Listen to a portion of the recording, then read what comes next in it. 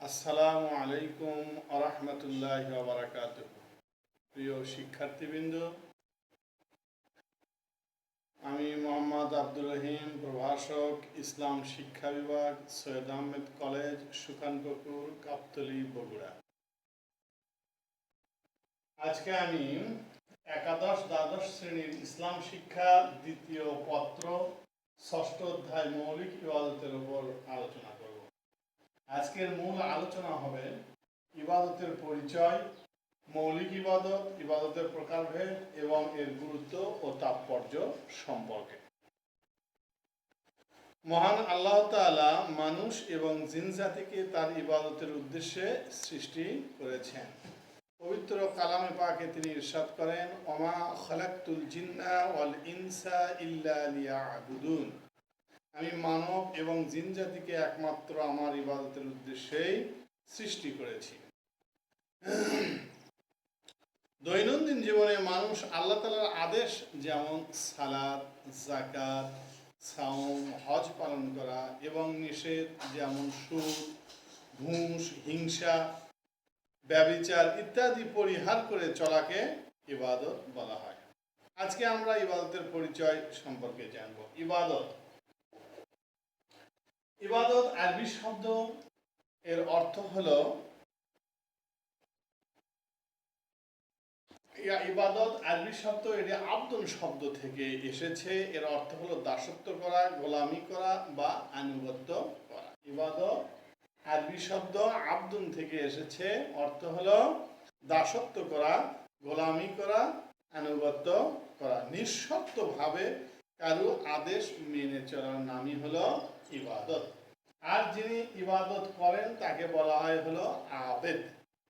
আর পরিভাষায় ইবাদত হলো যে মহান আল্লাহ তাআলা মানুষকে যে সকল কাজ করার আদেশ করেছেন সেগুলি করা এবং যে সকল কাজ করতে নিষেধ করেছেন সেগুলো থেকে বিরত থাকার নামই হলো ইবাদত। আল্লাহর সন্তুষ্টি অর্জন ইবাদতের মূল লক্ষ্য। সেজন্যে আল্লাহর সন্তুষ্টি লাভের উদ্দেশ্যে যে কোনো উত্তম কাজই ইবাদত হিসেবে গণ্য হবে। মৌলিক ইবাদত, আমরা জানি মৌলিক ইবাদত হলো মূল ইবাদত, যে ইবাদতগুলি চারটি ভাগে বিভক্ত। এক নম্বরে হলো আসসালাত, দুই নম্বরে যাকাত, তিন নম্বরে হজ, চার নম্বরে সাওম বা রোজা। মৌলিক ইবাদতের এক নম্বরে সালাত বা নামাজ রয়েছে। সালাত এমন এক ইবাদত যা দৈনিক 5 বার মুমিন মুসলমানগণ আল্লাহ তাআলার নৈকট্য হাসিলের উদ্দেশ্যে রুকু সিজদার মাধ্যমে করে থাকে। এই সালাত মানুষকে আল্লাহ তাআলার অতি নিকটে নিয়ে যায়, যাকে আমরা নামাজ হিসেবে আমাদের বাংলায় পরিচালিত আছে, যদিও শব্দটি ফার্সি। দুই নম্বরে যাকাত। যাকাত হলো আল্লাহ তাআলা যাদেরকে নিসাব পরিমাণ সম্পদ দিয়েছেন তারা বৎসরে একবার যাকাত আদায় করবে। প্রত্যেক ধনবান মুসলমানের উপর যাকাত আদায় করা ফরজ। যাকাত মানুষকে অর্থের প্রতি সীমাহীন মোহ এবং কৃপণতা থেকে মুক্ত রাখে আর দরিদ্রদের প্রতি দরদি করে তোলে। 3 নম্বরে হজ। হজ এমন একটি মৌলিক ইবাদত যা নির্দিষ্ট সময়ে পবিত্র কাবা শরীফ প্রদক্ষিণ করার মাধ্যমে এটা হয়ে থাকে। আমরা হজের সংজ্ঞায় বলে থাকি নির্দিষ্ট সময়ে নির্দিষ্ট নিয়মে পবিত্র কাবা ঘর প্রদক্ষিণ করার নামই হলো হজ। হজ আমাদেরকে বান্দাকে আল্লাহর সমীপে সঁপে দেওয়ার জন্যে শিক্ষা দেয় এবং ঐক্যবদ্ধ ও পাপাচার মুক্ত জীবন গঠনের প্রেরণা দিয়ে থাকে। 4 নম্বরে সাওম, যাকে আমরা বলি রোজা। রোজা ফার্সি শব্দ হলেও বাংলায় ব্যাপক ব্যবহার হয়ে এটাই যেন আমাদের কাছে বাংলা হিসেবে পরিচিত।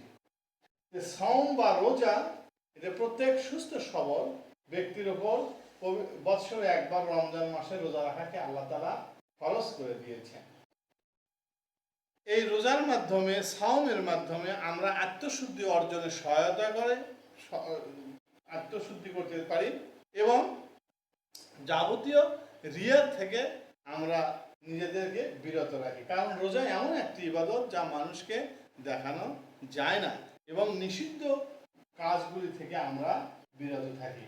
তাহলে আমরা ইসলামের মৌলিক ইবাদত সম্পর্কে যে চারটি বিষয়ে জানলাম, 1 নম্বরে সালাত বা নামাজ, 2 নম্বরে যাকাত, 3 নম্বরে হজ, 4 নম্বরে সাওম বা রোজা।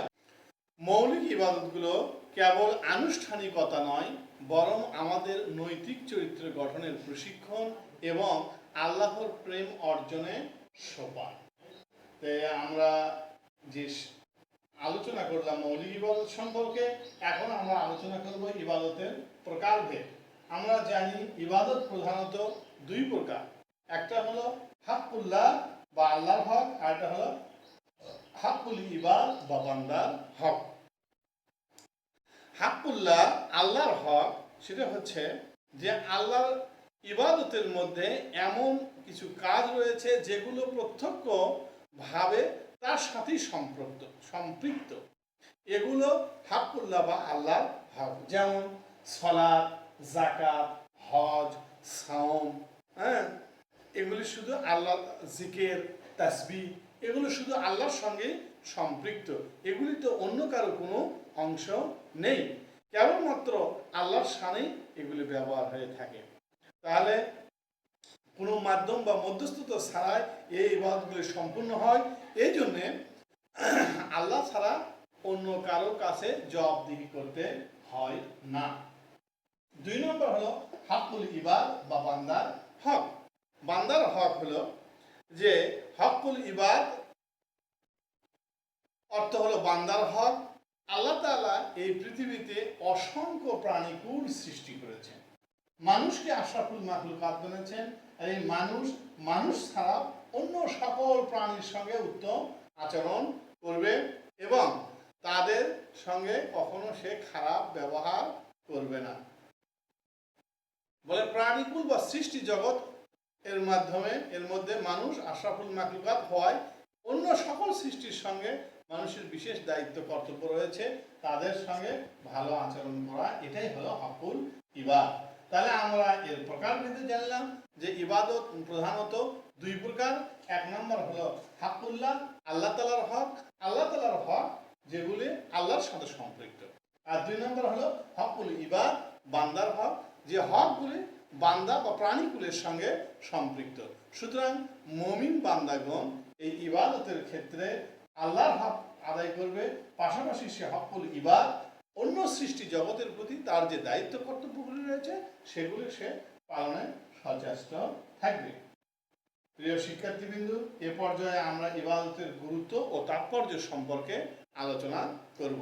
আমরা শুরুতেই বলে এসেছি যে ইবাদত হলো যে আল্লাহ আমাদেরকে যা করতে আদেশ করেছেন তা করা এবং যা নিষেধ করেছেন তার থেকে বিরত থাকা।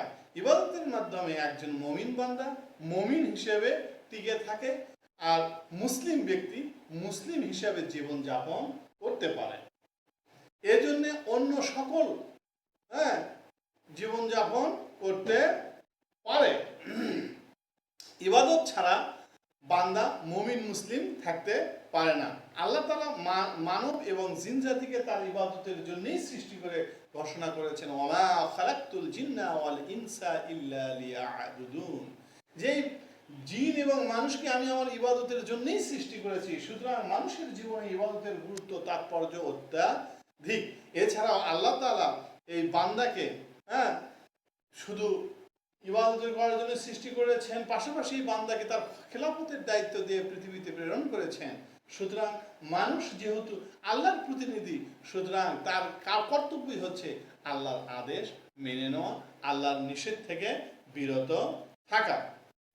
মানুষের জীবনে মানুষ দৈনন্দিন জীবনে যে কাজগুলি করবে, ইবাদতকে নিছক শুধু উপাসনালয়, মানুষের ব্যক্তিগত এবং সমষ্টিগত প্রয়োজনে সম্পাদিত দৈনন্দিন জীবনের প্রতিটি কাজই ইবাদত, যদি সেই কাজটা আল্লাহ এবং আল্লাহ রাসূলের প্রদর্শিত পথে হয়ে থাকে। মানুষের জীবনে তার খাওয়া দাওয়া, তার ঘুমানো, তার চলাফেরা সব কিছু ইবাদত হিসেবে গণ্য হবে। সুতরাং একজন মুমিন মুসলমান ব্যক্তি সর্ব অবস্থাতেই এই বিষয়ে লক্ষ্য রাখবে যে সে যে কাজটা করতেছে এটা আল্লাহ তাআলার আদেশ মোতাবেক হচ্ছে কিনা। প্রিয় শিক্ষার্থীবৃন্দ,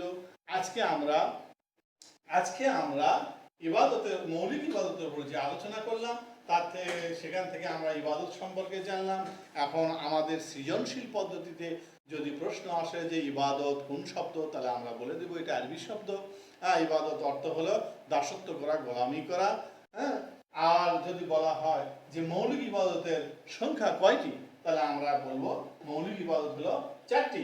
অনেক সময় আমরা ভুল করে থাকি যে ইসলামের মূল বুনিয়াদ হলো 5টি আর মৌলিক ইবাদত হলো 4টি। যদি আমাদের প্রশ্ন করা হয় যে ইসলামের মূল বুনিয়াদ কয়টি, তাহলে আমরা বলবো 5টি।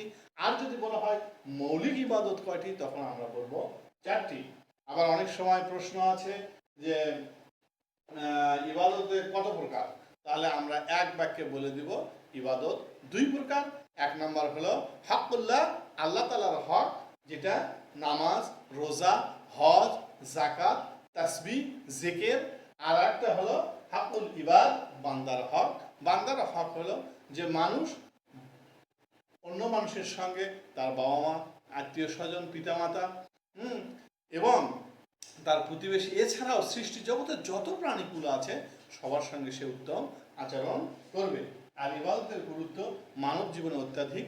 সুতরাং আমরা যে আল্লাহর গোলাম, এই জন্যে আমরা সর্ব অবস্থাতেই এই ইবাদতের ব্যাপারে সচেষ্ট থাকব এবং আল্লাহর আদেশ নিষেধ মেনে চলে রাসূল প্রদর্শিত পথ অনুযায়ী এটাকে আমরা সুষ্ঠুভাবে পরিচালনা করে দুনিয়া এবং আখিরাতে কামিয়াবি লাভ করব।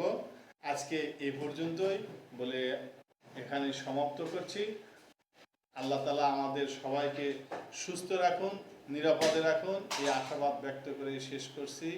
আসসালামু আলাইকুম ওয়া রাহমাতুল্লাহ।